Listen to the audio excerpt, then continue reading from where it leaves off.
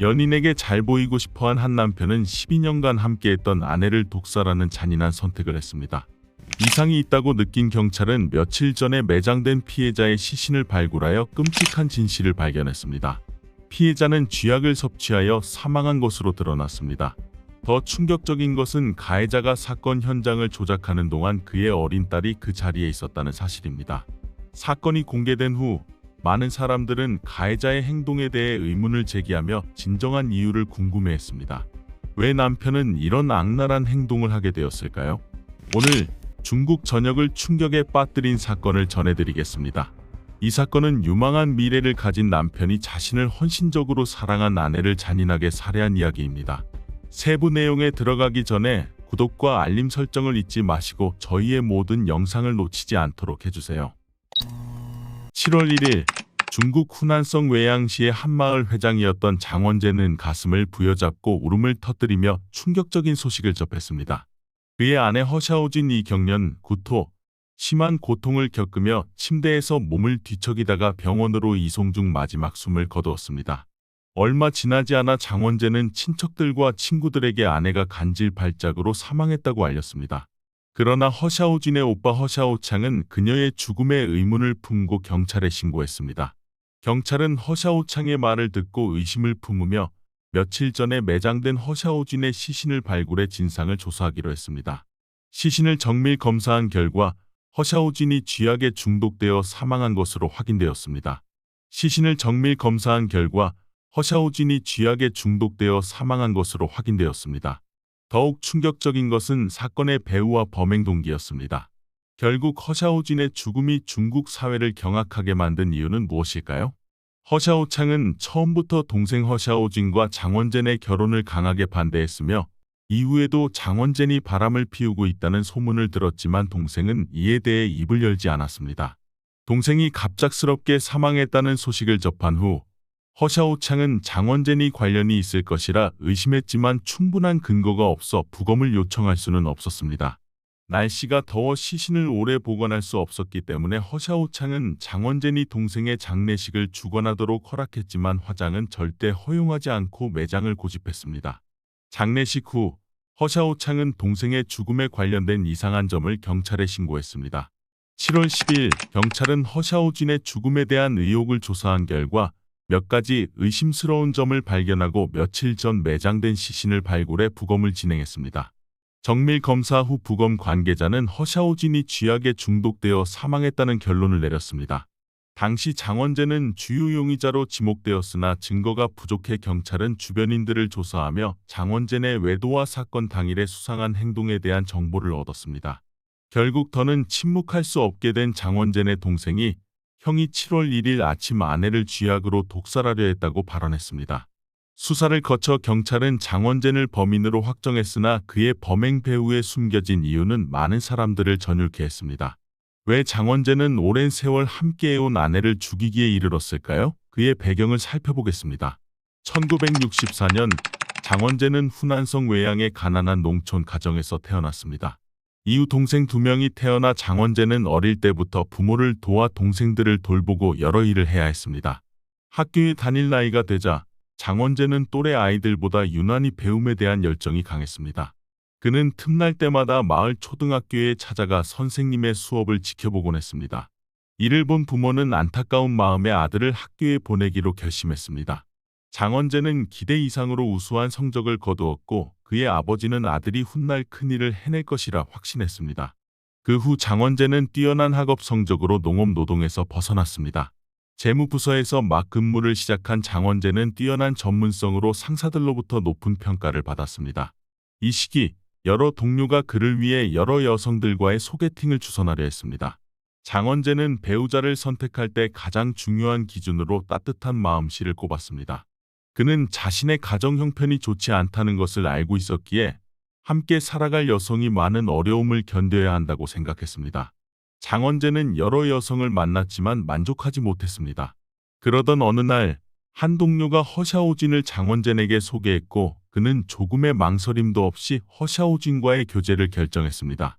허샤오진은 지역 병원에서 간호사로 일하고 있었습니다. 그녀는 단지 아름답기만 한 것이 아니라 따뜻하고 친절한 사람이었습니다. 그녀는 장원젠의 출신 배경을 전혀 문제 삼지 않았습니다. 허샤오진은 가난한 집안의 아이들이 이미 어릴 때부터 스스로의 주인이 되어야 한다고 믿었습니다. 그녀는 어려운 삶의 고통을 잘 이해하고 그런 사람들을 진심으로 존중했습니다. 허샤오진의 말은 장원젠에게 전에 없던 깊은 감사를 느끼게 했습니다.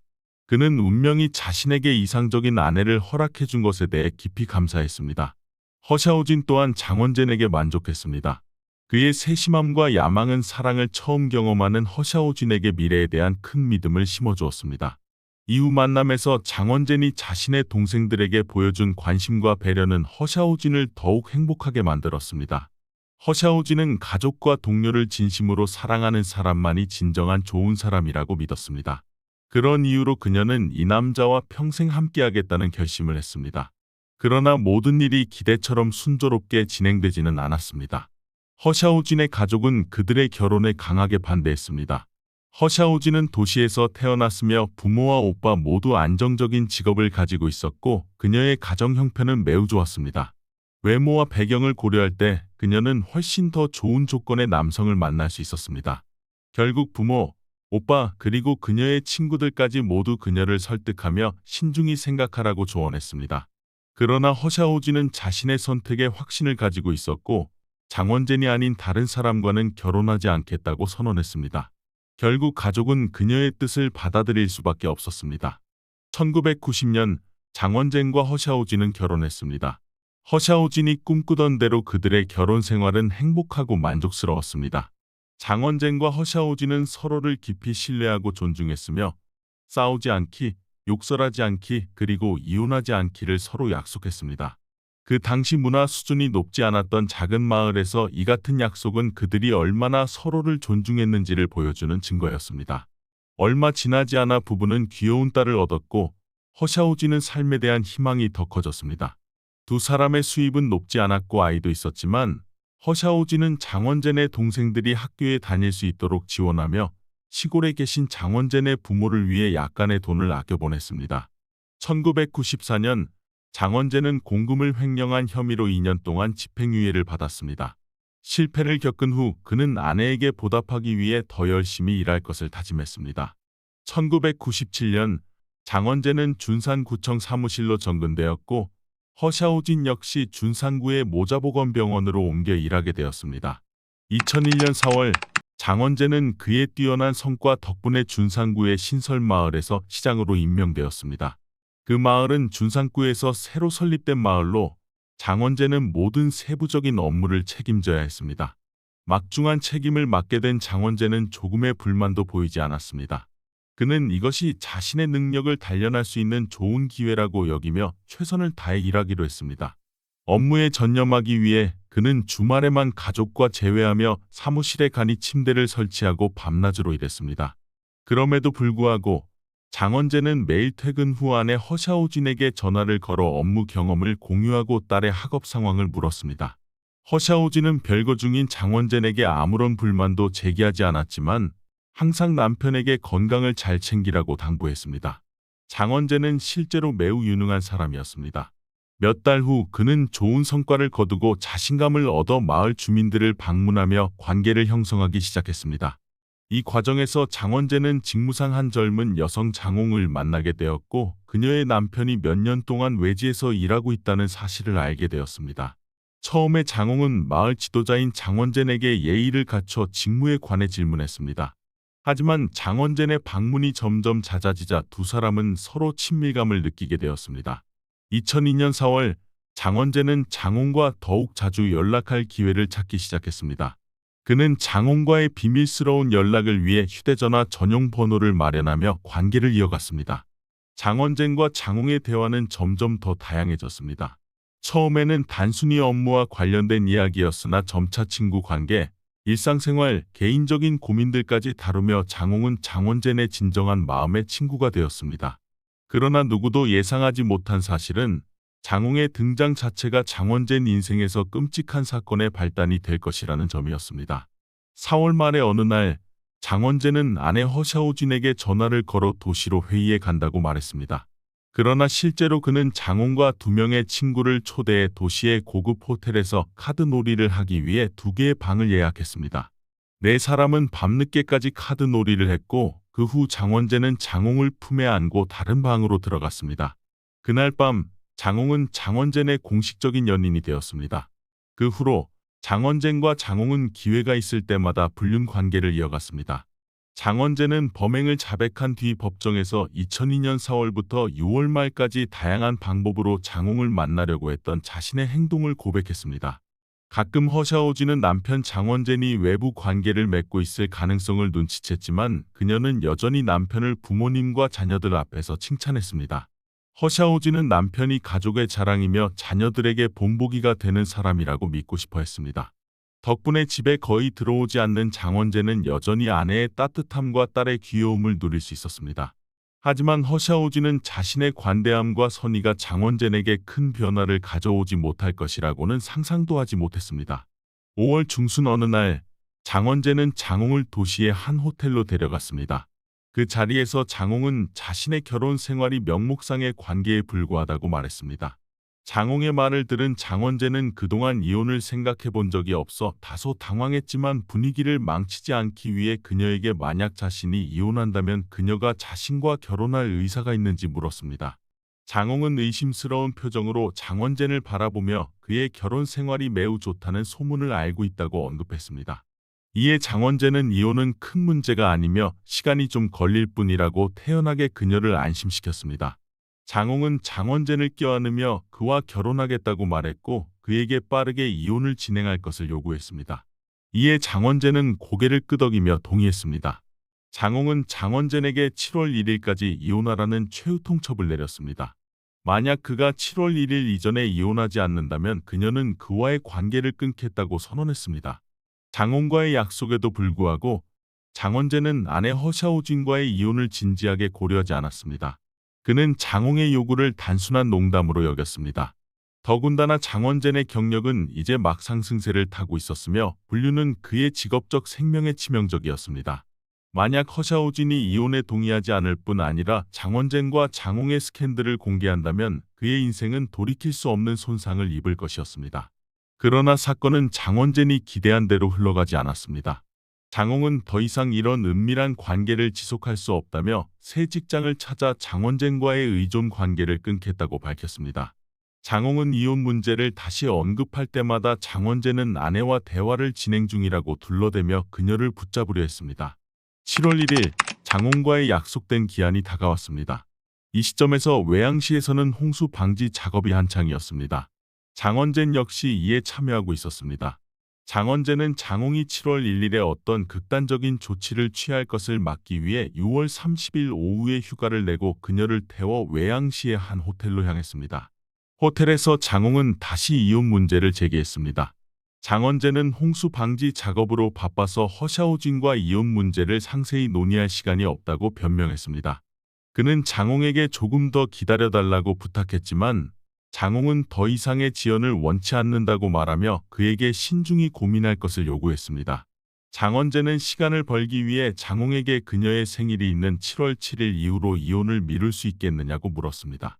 하지만 장홍은 단호하게 7월 1일이라는 원래 날짜에 이혼해야 한다고 차갑게 대답했습니다. 장홍의 대답을 들은 장원재는 사형 선고를 받은 죄수처럼 의자에 멍하니 앉아 있었습니다. 7월 1일에 이혼을 실행하는 것은 거의 불가능했습니다. 왜냐하면 장원재 부부는 이혼에 대해 구체적으로 논의한 적이 없었기 때문입니다. 그 순간 장원재는 이혼을 현실화할 방법을 고민하던 중 그의 머릿속에 끔찍한 생각이 스쳤습니다. 장원재는 결국 연인의 요구를 들어주기 위해 아내에게 잔혹한 결정을 내렸습니다. 사실 장원재는 한 번도 이혼을 진지하게 고려한 적이 없었습니다. 그는 오랜 결혼 생활과 활발하고 사랑스러운 딸 그리고 헌신적인 아내를 가지고 있었습니다. 그럼에도 불구하고 그는 장홍과의 관계를 진심으로 생각하고 있었습니다. 장홍이 자신이 감정을 속이고 있다고 의심하자 장원재는 몹시 괴로워하며 그녀에게 자신을 믿어달라고 간청했습니다. 장홍의 단호한 표정을 본 장원재는 더 이상 선택의 여지가 없다고 느꼈습니다. 장원재는 그녀와 연락을 끊어야 한다면 극단적인 방법, 예를 들어 교통사고를 가장하거나 독살과 같은 방법을 써야 할 수도 있다고 말했습니다. 7월 1일 오전 7시 장원재는 장홍을 택시에 태운 후 딸에게서 전화를 받았습니다. 전화로 딸은 어머니 허샤오진이 아프다고 전했습니다. 이 소식을 들은 장원재는 처음에는 놀랐지만 곧 이 상황이 하늘이 준 기회라고 생각했습니다. 그리고 그는 잔혹한 계획을 실행하기로 마음먹었습니다. 침대에 누워있던 아내의 모습은 장원재에게 동정심을 불러일으키지 않았습니다. 오히려 허샤오진의 초췌한 얼굴은 그가 장홍과 더욱 가까워지고 싶다는 생각을 강화시켰습니다. 만약 아내와의 문제를 제대로 해결하지 못하면 장홍이 자신을 완전히 무시할 수도 있다고 생각한 장원재는 계획을 실행할 동기를 더욱 강하게 느꼈습니다. 그는 아내가 잠든 사이 외양실을 2시간 동안 차를 몰며 돌아다니다가 한 상점에서 쥐약 2봉지를 구매했습니다. 장원재는 법정에서의 자백에서 쥐약을 산 뒤 극도로 불안했다고 말했습니다. 차 안에서 에어컨을 최대로 틀었지만 그는 땀이 비 오듯 쏟아졌습니다. 운전 중에도 그는 땀을 닦으며 자신이 정말로 쥐약을 사고 12년 동안 함께한 아내를 독살하려 한다는 사실에 충격을 받았습니다. 그는 나중에 딸을 어떻게 마주해야 할지 생각하며 여러 번 쥐약을 창밖으로 던지고 싶었습니다. 하지만 그럴 때마다 장홍의 고집스러운 표정이 떠올랐고 그는 쥐약을 버리지 않기로 했습니다. 그는 어쩌면 이 쥐약이 실제로 쓰이지 않을 수도 있다고 생각하며 마음을 진정시켰습니다. 이후 그는 땀이 멈췄고 마음이 한결 가벼워졌습니다. 그는 동생 장민을 만나기 위해 도시로 향했습니다. 장민이 차에 타자마자 장원재는 평소와 달리 아무런 질문도 하지 않았습니다. 이를 눈치챈 장민은 형이 뭔가 고민이 있음을 느꼈습니다. 장민은 걱정하며 형에게 직장에서 불만이 있거나 형수와 다툰 것인지 물었습니다. 장원재는 잠시 망설이다가 결국 장민에게 자신과 장홍의 불륜 관계를 자백했습니다. 그는 오랜 시간 동안 이와 같은 육체적, 정신적으로 지친 경험을 아무에게도 이야기하지 않았습니다. 특히 자신의 처지가 얼마나 곤란한지를 말하며 장원재는 쥐약 2봉지를 꺼내 장민에게 보여주며 억지 웃음을 지었습니다. 장원재의 이야기를 들은 장민은 충격을 받았습니다. 그는 형이 이런 잔혹한 계획을 세웠다는 것을 믿을 수 없었습니다. 그가 존경했던 형이 이제는 그토록 선하고 헌신적인 아내를 독살하려고 한다는 사실이 도저히 납득되지 않았습니다. 장민은 형에게 장홍과의 관계를 끊고 가정으로 돌아가는 것은 현실적으로 불가능하다고 느꼈지만 형에게 사람을 죽이는 것은 절대 용납할 수 없다고 강력히 주장했습니다. 장민은 형에게 자신의 미래를 생각하라고 간청했습니다. 살인을 저지르면 직장을 잃는 것은 물론이고 법의 심판을 받게 될 것이라고 경고했습니다. 그러나 불륜으로 인해 인간성을 잃어버린 장원재는 동생의 조언을 들을 인내심조차 없었습니다. 고뇌에 빠진 장원재는 신선한 공기를 마시기 위해 차를 갓길에 세웠습니다. 그러자 장민은 재빨리 차 안에 있던 쥐약을 들고 차에서 뛰어나가 호수에 버리려고 했습니다. 그 순간 장홍의 얼굴이 다시 장원재의 눈앞에 떠올랐습니다. 그는 갑자기 뭔가 생각난 듯 동생 장민에게 다가가 쥐약을 빼앗으며 걱정하지 말라고 말했습니다. 장민은 형 장원재의 말을 듣고 그가 정상으로 돌아온 것 같다고 생각했습니다. 그래서 더 이상 말리지 않고 쥐약을 형에게 돌려준 뒤 형과 함께 차를 타고 집으로 돌아갔습니다. 집에 도착한 후 장원재는 아내의 상태가 나아지지 않자 그녀를 병원으로 데려갔습니다. 허샤오진은 건강검진과 수액치료를 받은 후 다시 집으로 돌아왔습니다. 집에 도착하자마자 아래층에서 두부를 파는 소리를 들은 장원재는 곧바로 내려가 두부 한 냄비를 사왔습니다. 장원재는 아내와 딸과 함께 작은 두부 한 그릇씩을 나눠 먹은 후 딸을 데리고 외출하며 그날 저녁에는 집에서 요리하지 않겠다고 말했습니다. 그는 아내에게 근처 식당에서 음식을 주문해 저녁 식사를 준비하라고 했습니다. 그러나 누구도 예상하지 못한 일이 벌어졌습니다. 침대에 누워 여전히 상태가 나아지지 않은 허샤오진을 본 장원재는 이 순간이 기회라고 생각했습니다. 그는 두부 한 그릇을 가득 채운 뒤 쥐약 2봉지를 그 안에 섞어 넣고 이를 아내의 침실로 가져가 침대의 옆 탁자에 놓았습니다. 장원재는 아내를 저녁 식사에 초대하지 않았습니다. 그는 아내가 배가 고프면 두부를 먹을 것이고 그렇지 않거나 정신이 맑으면 먹지 않을 것이라고 생각했습니다. 그는 아내의 운명을 걸고 도박을 하려 했습니다. 장원재는 스스로를 위로하며 허샤오진이 두부를 먹고 죽는다면 그것은 그녀의 운명이고 신의 뜻이라고 믿었습니다. 그는 만약 허샤오진이 두부를 먹지 않는다면 그것을 반드시 버려야 한다고 생각했습니다. 그는 딸이 실수로 먹는 일이 생기면 끔찍한 결과가 초래될 것을 알고 있었습니다. 모든 준비를 마친 후 장원재는 근처 식당으로 갔습니다. 하지만 그는 식당에 들어가기 전에 쥐약 포장을 하수구에 버리는 것도 잊지 않았습니다.